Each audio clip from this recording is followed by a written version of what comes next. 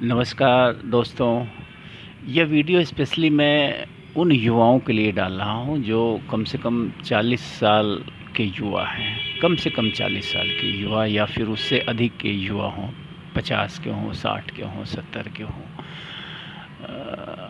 एक प्रयोग करते हैं और इस प्रयोग के माध्यम से एक चीज़ जानने की कोशिश करते हैं कि क्या आत्मा अमर है? Are we immortal? क्या हम अमर हैं? क्या सिर्फ हमारा शरीर ही जो है बूढ़ा और पुराना होता है और अनुपयोगी होता है और ख़त्म होता है एक दिन? हम नहीं ख़त्म होते हैं। ये अगर अध्यात्म शास्त्रों की बात करें, धर्म शास्त्रों की बात करें, तो लगभग दुनिया भर के सारे धर्म और अध्यात्म इस बात को मानते हैं और कहते हैं कि आत्मा अजर है, अमर है, आत्मा अविनाशी है। न तो आत्मा का कोई जन्म होता है, न आत्मा की कोई मृत्यु होती है। ये सतत है, शाश्वत है, निरंतर है, अहर्निश है। इसको न तो जलाया जा सकता है, न तो काटा जा सकता है, न तो सुखाया जा सकता है, न तो मिटाया जा सकता है। यानी कि इसका कोई अंत नहीं है। क्या कभी आपको विश्वास हुआ है सत्य पे? आई मीन टू से इस पे सत्य कैसे कहा जाए? एक प्रयोग करिए आप, और आई होप कि यहाँ तक पहुँचते पहुँचते, यानी उम्र के इस पड़ाव पे, 40 प्लस वाले पड़ाव पे, कुछ लोगों को पहले भी चिंतन की क्षमता आ जाती है। अधिकांश लोगों में थोड़ा सा सोचने की क्षमता ज़रूर विकसित होती है, यानी चिंतन करने की कि लाइफ इज़ व्हाट अबाउट, जीवन है क्या, हम हैं कौन, हम आए कहाँ से, हमको जाना कहाँ है। इस तरह के प्रश्न अगर आपके मस्तिष्क में आने शुरू हो गए हों तो निश्चित रूप से यह प्रयोग आपके लिए भी है। आप भी इस प्रयोग को आजमा सकते हैं। ये प्रयोग ये है कि do you feel from within, I mean to say from inside, कि आप बूढ़े हो गए हैं या फिर आपका शरीर बूढ़ा हो गया है? क्या कभी आप सोचिए या फिर दूसरों से भी पूछिए इसकी पुष्टि के लिए, क्या कोई व्यक्ति, चाहे वो 40 साल का हो, 50 साल का हो, 60 साल का हो, 70 साल का हो, क्या उसका जो मन होता है, जिसको आप सोल कहिए, माइंड कहिए, अलग अलग परिपेक्ष में अलग अलग नाम दिए गए हैं इसको, क्या वो कभी बूढ़ा फील करता है अपने आप को? क्या उसको लगता है कि उसके व्यक्तित्व में कोई ऐसी चीज़ घटित हुई है कि वो अब अयोग्य हो गया है, असमर्थ हो गया है, या बूढ़ा हो गया है, या उसका अंत होने वाला है? या फिर हमारा शरीर जो है असमर्थ होता है, बूढ़ा होता है, अयोग्य होता है? आप मैं व्यक्तिगत रूप से अगर अपनी बात कहूँ, मैं अपने पर ही प्रयोग कर सकता हूँ और मैं उसी प्रयोग के बारे में बता सकता हूँ। तो what I realize, I am 50 plus right now, और मुझे ये लगता है कि ये शरीर ही बूढ़ा होता है। हमारे अंदर जो हम हैं, यानी कि हम कौन हैं, यहाँ यह भी एक विषय है कि पहले ये जानना ज़रूरी है कि हु वी आर। इस प्रश्न का बड़ा ही दर्शन शास्त्र में तरह तरह के उदाहरणों से इसको समझाने की कोशिश करी गई है, लेकिन एक बड़ा ही सहज और सरल प्रयोग यह है कि आप अपने आप से पूछिए कि ये हाथ किसका है, ये हाथ किसका है? तो उत्तर आएगा, ये हाथ मेरा है। यस, एम आई राइट? और फिर आप पूछिए उंगलियां किसकी है, तो फिर से वही आंसर आएगा कि मेरी उंगलियां हैं। ये आँख किसकी है? फिर वही उत्तर आएगा, मेरी आँख है। ये नाक किसकी है? ये चेहरा किसका है? ये पैर किसका? यानी शरीर के एक एक अंगों के बारे में आप पूछ डालिए तो अंदर से उत्तर आएगा कि मेरा है, मेरा है, मेरा है। अब यही एक प्रश्न खड़ा करिए कि वो कौन है जो कह रहा है कि मेरा है? कोई है जो कह रहा है ना कि ये मेरा हाथ है, इसमें दर्द हो रहा है, ये मेरी आँखें हैं जो इस समय कमज़ोर और धुंधली हो गई हैं, ये मेरे बाल हैं जो थोड़े से कम हो गए हैं, पहले ज़्यादा थे, काले थे, अब सफ़ेद हो गए हैं। वही जो आंसर दे रहा है, वही है मैं, वही हैं आप, वही हैं हम, वही है जो शाश्वत है, जो अमर है, जो अजर है, जो निरंतर है, जो बूढ़ा नहीं होता है, जो कभी थकता नहीं है, जो कभी मिटता नहीं है। मैं उसी की बात कर रहा हूँ।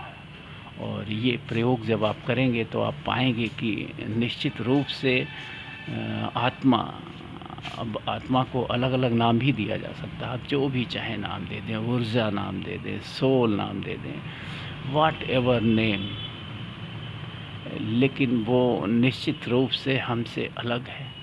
वो न तो बूढ़ा होता है, वो न तो थकता है, वो जैसा था। आप अपनी पुराने से पुराने मेमोरी को याद करिए, जितने बचपन तक आप जा सकते हो, जितने पीछे तक आप जा सकते हो, मेमोराइज़ कर सकते हो अपने थॉट्स को, अपने विचारों को, अपनी याददाश्तों को, अपनी यादों को। आप पाएंगे कि ये जो मैं है वो तब भी ऐसा ही था और अब भी ऐसा ही है। और विश्वास रखिए कि ये तब भी ऐसा रहेगा जब आप अपने जीवन के अंतिम पड़ाव पे रहेंगे। तो निश्चित रूप से अगर ये सही है, ये सत्य है, तो निश्चित रूप से हम कह सकते हैं कि हमारी जो लाइफ की जर्नी है वो एक निश्चित जर्नी है। जैसे होता है ना, ट्रैक होता है, 100 metre tracks, 1000 metre tracks, 20 kilometre marathon. तो इसी तरह की हमारी यात्रा है। There is a beginning point जहाँ से हमें इस शरीर में उतारा जाता है। जैसे एक एथलीट को ट्रैक पे उतारा जाता है, वैसे ही हमें इस शरीर को देके इस जर्नी, इस यात्रा, इस दौड़, जो भी आपका ये जीवन में उतारा जाता है। और फिर हमको संभवतः वो ट्रैक होता है ना, 100 metre race, 200 metre race, 1000 metre race, 20 kilometre marathon race. तो कौन किस रेस में है, ये कहीं ना कहीं से निश्चित रूप से प्रीफिक्स होता है। और इसमें एक और नियम है, जैसे या तो आप ट्रैक पे गिर सकते हैं, प्राय आप देखेंगे एटलीस्ट जो है ट्रैक पे दौड़ते हुए लड़खड़ा जाते हैं, गिर जाते हैं, और उनकी जो जर्नी वहीं समाप्त हो जाती है, एक तरह से आप कह सकते हैं। और इसमें एक नियम और है, वो नियम ये है कि किसी भी समय आपको बुलाया जा सकता है। Means you may die due to many reasons, due to accident, due to disease, मतलब अनेकों कारण हैं जिन कारणों से आपकी यात्रा कहीं भी किसी भी मोमेंट, यानी किसी भी पॉइंट पे जो है समाप्त हो सकती है। तो ये है हमारी यात्रा। और अगर हमारा स्टार्ट पॉइंट है तो एंड पॉइंट कंफर्म है। अगर ब्लैक होल है तो निश्चित रूप से यूनिवर्स में वाइट होल भी होगा, भले ही हमने उस वाइट होल को जान पाए हों, खोज पाए हों। तो कहने का मतलब है कि अगर जीवन का आरंभ है तो जीवन का अंत है, अगर जीवन का अंत है तो फिर नए जीवन का आरंभ होगा, जो मैं समझ पा रहा हूँ।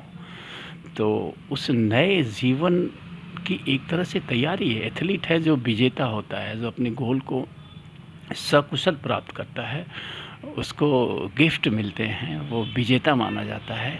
ऐसे ही हमारी ज़िंदगी है, तो हमें भी अपनी ज़िंदगी में विजेता बनने का प्रयास करना चाहिए। और हमें एक सफल धावक, सफल यात्री बन के इस जीवन को जीना चाहिए, ताकि हमें जब अगला जीवन मिले तो ये जो इस जीवन के पुरस्कार हैं वो हमारे साथ जा पाए। और वो पुरस्कार हैं हमारे अच्छे कर्मा, हमारे good deeds. As I told you several time that no worldly things can be carried out over there in the next birth. ये संसार की कोई ऐसी वस्तु नहीं है, एक धूल का कण भी नहीं है जो आप अपने साथ ले जा पाएंगे या ले जा सकते हैं। सब कुछ यहीं रह जाएगा, क्योंकि ये दुनिया की चीज़ें हैं। हम जो ले जा सकते हैं वो ऊर्जा के रूप में ले जा सकते हैं, वो हैं हमारे अच्छे कर्मा और as I told next last अभी 2-3 दिन पहले मैंने एक वीडियो में बताया था कि वो जो मेंटल स्टेट है लास्ट मोमेंट का, हमारी जर्नी के लास्ट मोमेंट का जो मेंटल स्टेट है, कि एक हारे हुए यात्री या फिर एक जीते हुए यात्री, एक दुखी और पीड़ित यात्री या एक खुश और आनंद से भरा हुआ यात्री, किस तरह की यात्रा हम समाप्त करते हैं, वैसे ही परिवेश में हमें वहाँ भेजा जाता है। Referees are there. अब रेफरी को आप धर्मों में जो भगवान का, ईश्वर का, अल्लाह का स्वरूप दिया गया वो मान लीजिए, या फिर रेफरी आप नेचर को मान लीजिए। यानी कि जिस मेंटल स्टेट में आपने जीवन को समाप्त किया है, अपनी जीवन को, यात्रा को समाप्त किया है, उसी मेंटल स्टेट में आपको अगले जन्म में रखा जाएगा, या उसी मेंटल स्टेट, उसी परिवेश में आपको पैदा किया जाएगा।